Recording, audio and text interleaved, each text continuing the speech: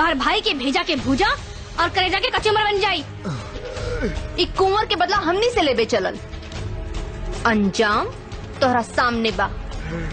अगर बदला लेवे की तू सोचबे तो सबसे पहले अपन अंजाम सोच ली है। अंजाम हमार ना आपन सोचा सन लड़की।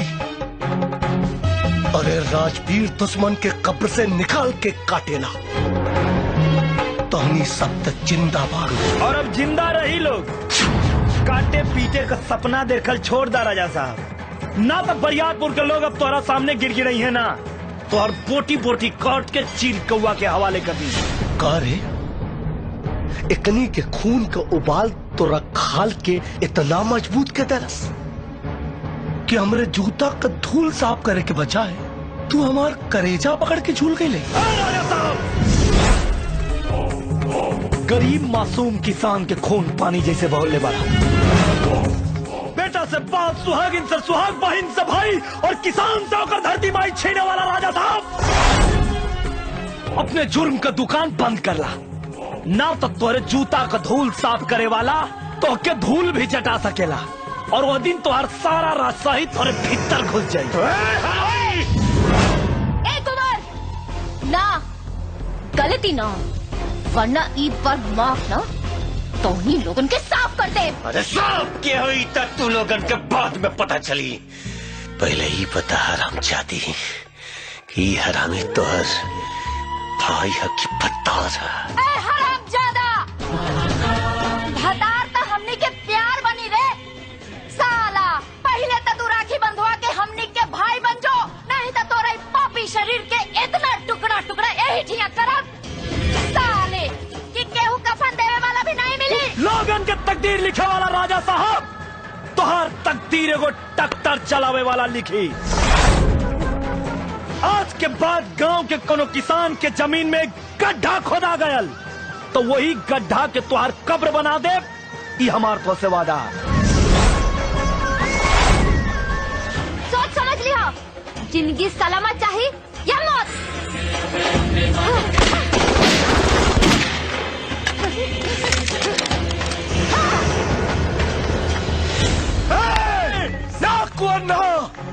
एकनी के मारब नहीं खेरे तबाइब आग से दुश्मनी करे बाड़ी सन आग से। अरे ऐसन जराइब की गंगा में बहावेला राख भी नसीब ना होई। राजवीर से दुश्मनी। राजा जैसे शैतान से लड़ेला तोहरा अंदर जवन इंसान जागल बा ओके सूते मत दी है कान्हा। इंसान सूती ना मैडम, राजा जैसन शैतान के मौत के नींद सुताई। अगर ये लड़ाई में हम जीत गए तो अपना गांव जवारला खुशहाली ला दे और अगर कहीं हार गई तो शान से मौत के गले लगा ले। ऐसा मत बोला बेटा, तोहरे सिवा हमार केहू नहीं के। हे माई वो तो मतारिये नहीं रे जे अपने बेटा के माथा पर तिलक लगा के सीमा पर दुश्मन से लड़े खातिर भेज देले। हम तो खाली गांव जवार के दुश्मन से लड़े के तैयार भली माई। तू डरा मत, अपने बेटा के आशीर्वाद दमाई। हमारा आशीर्वाद तो हमेशा तोरे साथ बा। लेकिन बेटा हमने के जीते जी कान्हा के कुछ न हुई माई, रहुआ विश्वास रखी। हमरा तोहनी पर विश्वास बा। जेकर रक्षा 7 गो देवियां करत बाणी ओकर जान लेवे खातिर राजा तो का यमराज के भी 100 बार सोचे के पड़ी। हमरा भी तोहनी पर पूरा पूरा विश्वास बा बेटी। युग युग से बुराई पर सच्चाई के जीत होखत आ रहल बा।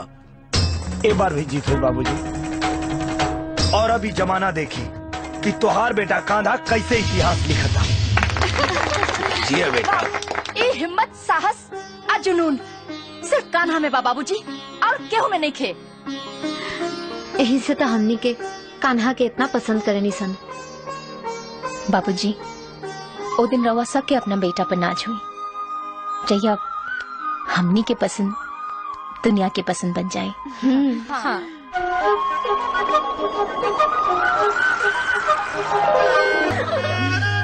अरे अरे ई काना काहे पुदगता? अरे ए काना काहे पुदगता रे? मैडम जी छोड़ी ना मैडम जी। ये मैडम कहाँ बाड़ी? हाँ माई मैडम यहाँ कहाँ मैडम कहाँ बड़ी? अच्छा तो लगा था मैडम हमार बेटा के मन में बस गल बाड़ी। भाई तो सपना देखत रहनी है, बाकी सपना का वो सच थोड़े होला। अरे हमार बेटा का सपना जरूर सच होई। पहले ई तो बतावा वो मैडम के बाड़ी जो हमार बेटा के सपना में आके ओकरा के तंग करत बाड़ी। बता दी भाई। सातो। हाँ लेकिन तुहार पतो हुए बनी जे तोहके पसंद हो। लेकिन बेटा हमरा के तो सातों पसंद बाड़ी। कुल सामान के कितना हो गया भैया? 40 रुपया।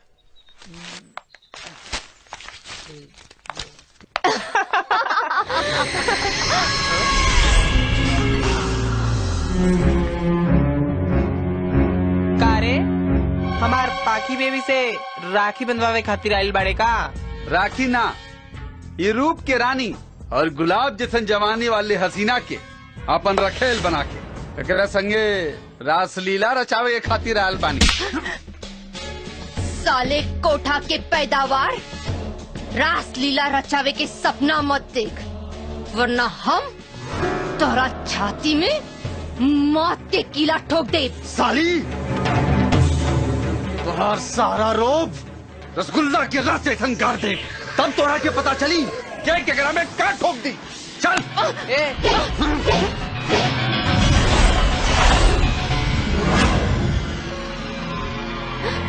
सुना हो मैडम कबो न आदत बेहयन के जग में सुधरी, कुकुरे के मारे अढ़ाई घड़ी।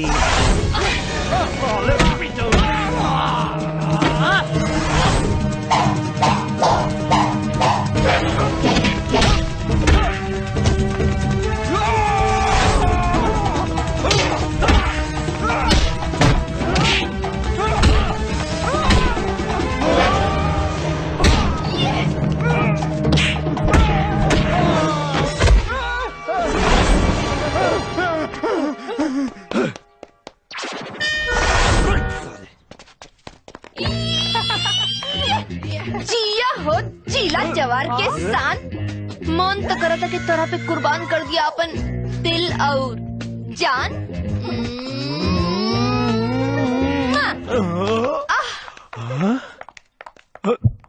अरे ई काहे फुद के लागल है? ए माई ई काना कहाँ बाड़े? काना खेत गोड़े गइल बा, ओकरेला खाना ले जात बानी। अयो अरे का भाई माई? बेटी बहुत दिन से कमर में दर्द बा, कान्हा दवाई लियाल रहे, बाकी लगावे की फुर्सते ना मिलल। अच्छा ठीक बा कि वो घरे जाके दवाई लगा के आराम करी, बाकी रहल ई खाना के बाद ई खाना हम पहुंचा देता नहीं लाई। ठीक है। बोला बारूद भैया के मने भावे, अच्छी अच्छी खाद मरे आवे। अरे जिया राजा जिया, अरे दिन में जोरिया कहाँ से उग गई लो? आईनी ना गईनी फलाना बा कहेनी, उहे हाल बा हमार। तोहरा मेहरारू के फर्ज निभावे के पड़ता।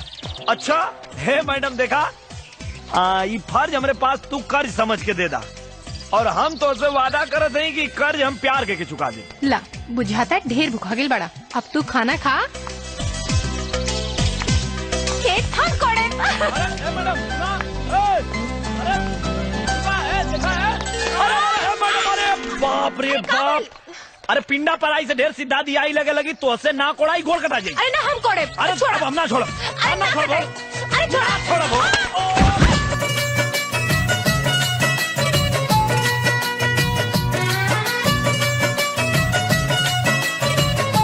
खेतवा कोड़ा थवा के हंगावा थवा श्री भगवान रहुए जगत के दाता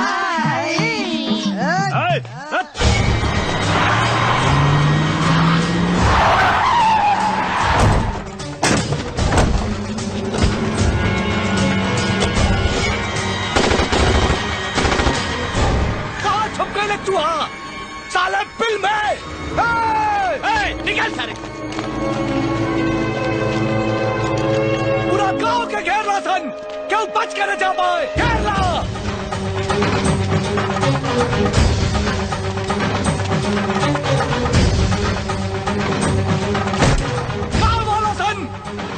के मौत का सर्कस चले बहुत दिन हो गए। आज हुई मौत का सर्कस। मारो। हाँ भाई, हाँ? अरे ए जी, कहाँ छुपा के रख ले बड़ा समझे अपने लौंडा के? शेर के बेटा लौंडा ना सवा शेर होला जवन कब छुपेला ना खुला आसमान के नीचे आजाद घूमेला। तो और उस शेर बेटा सुअर के मौत मरी और बुढ़िया का कुंवर जौने दिन हमार बेटा तोने तीनों भाई के माथे पर मौत के मोहर लगाई तोने दिन हम सोहर ना शादी के गीत गाई। बुढ़िया दिल तो करता तो जुबान खींच के जे बाहर फेंक दी, लेकिन ना बुढ़िया अगर जुबान खींच दे तो तू अपन बेटा के मौत के गम बयां कैसे करने? मालिक कन्हवा घर में नहीं खे। अरे बाटा बाटा गोरी बटले 1000 पैबू नहीं बटबू तका वो करा 4 नहीं बू। राजा साहब जब पेड़ सामने बा तो पुलई गिने की क्या जरूरत बा? अरे पेड़ जड़ से काट दे पुलई रउआ के कदम में अपने आप ही गिर पड़ी है। दरोगा आज पहली बेर तोर पुलिसिया दिमाग सारा ठीक काम कैले बा। एक कुंवर बेटा का करनी बाप से बाहर नहीं कर, ताकि ये आराम खोर कुल का आवे वाली नस्ल हमार नाम सुनते ही फूल के फसल जैसे सूख जाए। आज तक पता चले कि हमने शेर के साथ कैसन कुत्ता से भी बदतर लगे।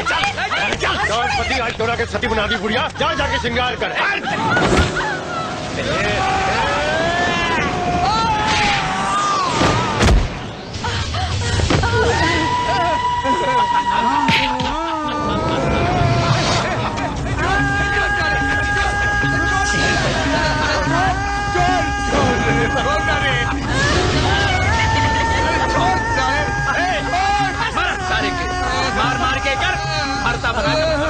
अगर हमार कान आ गई ना तो तोरी के कुट्टी कुट्टी काट दी। गुलाब शेर के साले बहुत पछताई बस तू लोग सारे लगा फांसी।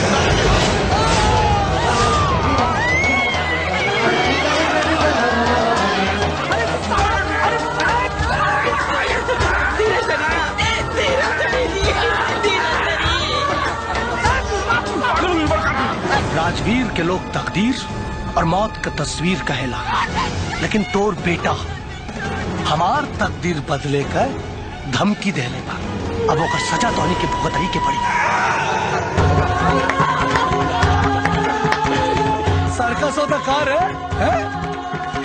ए रघुवीर कि तो अपना पति के बचा ले रसले। और हम तो सुनले रहनी की कलयुग में मेहरारू मर्द ला बीमारी बाड़ी, लेकिन ये तो पतिव्रता नारी बाड़ी रे। भैया सीता जी भी पतिव्रता नारी रहली, लेकिन उनके भी अग्नि परीक्षा देवे के पड़ल। ई कौन परीक्षा दे? भैया ये सोटा परीक्षा दी। और सोटा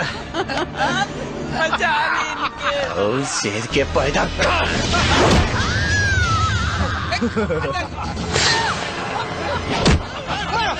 मारा ससुरी के खत्म कर दे।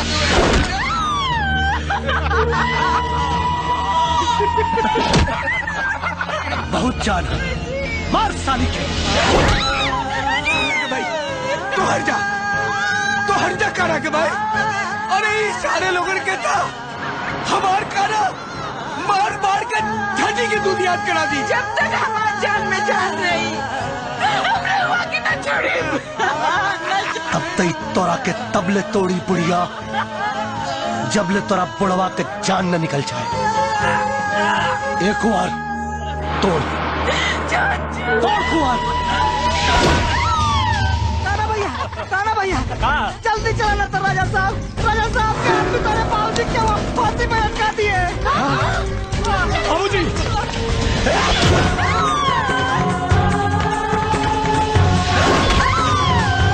तूने हमारे बाबा सुने तो तेरे की पड़ जाए तो हम मरे के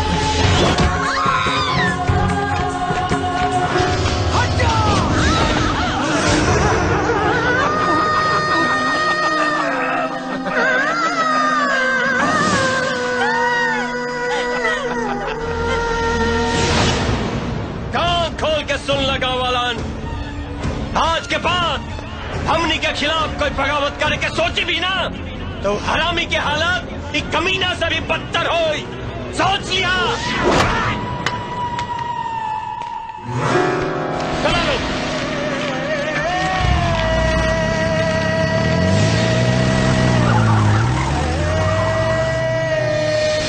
बाबूजी, हाँ बाबूजी,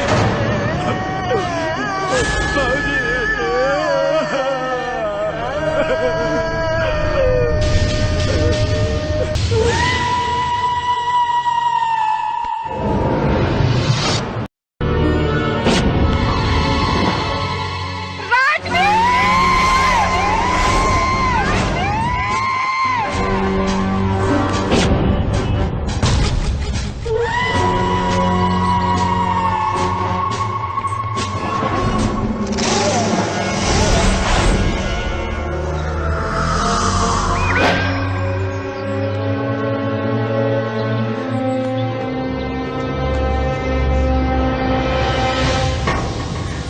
अरे बुढ़िया, यहाँ अंदर कैसे आ गई?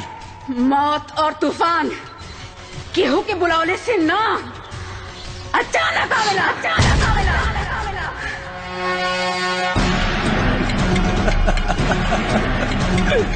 मांग धोआ गई, फिर भी इतना तेवर है। हमार तेवर तो अब तलवार बन गई बा, जौन तो बलि चढ़ा दे। हमार कोक से जन्मल सपूत अब सलामत बा, जौन तोर हस्ती मिटा दे। बुढ़िया, तारा पति के चिता चढ़ गई, फिर भी तारा समझ में ना आई कि मौत का होला। आज हम कसम खाता नहीं, जब तक तू तीनों भाई के हमार बेटा राख न बना दे, तब तक ये अस्थि कलश हम गंगा जी में ना बहाई, गंगा जी में ना बहाई।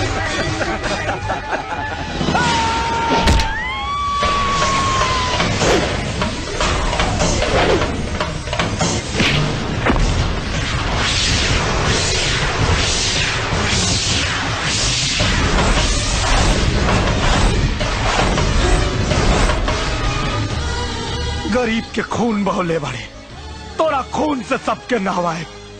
अब बनी हवेली शमशान घाट, जब तोर चिता राजा ते अपना तकदीर के लात मरले बड़े, हमरा बाबूजी के अस्थि कलश के लात।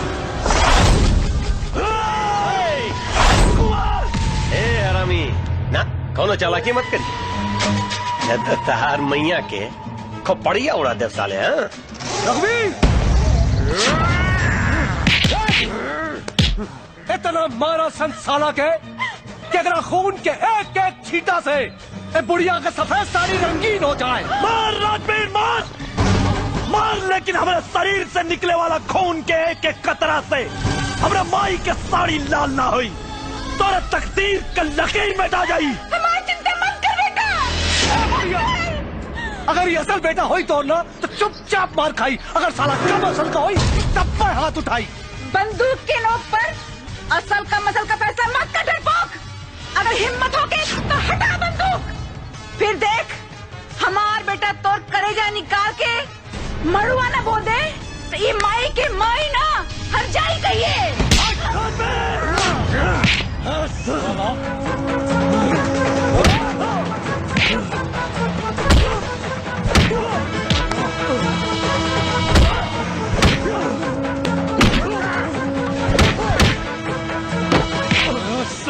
पति के अस्थि कलश लेके आ लेना। पति के देख देख उधर देख, अपन बेटा के साला कौन सा अस्थि बने खातिर तैयार बा।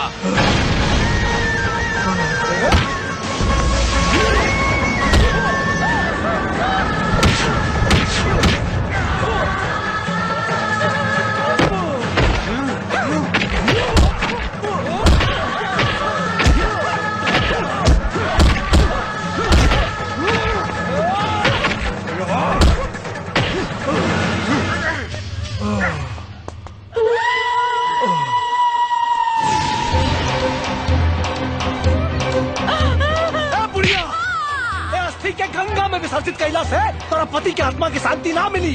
तोरा पति की आत्मा की शांति तब मिली जब हमें अस्थि के राख तोरा बदन में पोत के पूरा गांव में नंगा घुमाई, नंगा। एक बार उतार साली की साड़ी, नंगा कर रख के, नंगा कर छोड़। अरे वही बचाओ साली। बता रही मम्मी सबकी कि भगवान से ज्यादा ताकत माई के दूध में होला। उठ खड़ा, तोरा के पूरे बड़े पाप कर दिया।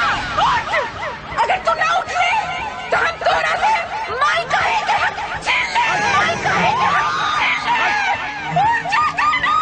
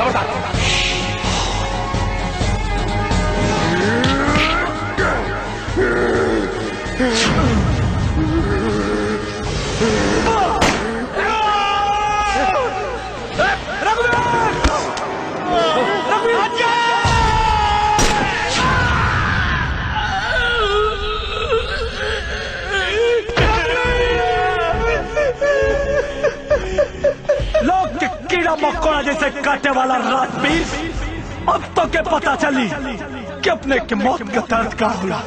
अब बनाओ करते रहिए। चल बेटा, एकरा एकरे करने का फल मिल गई। चल।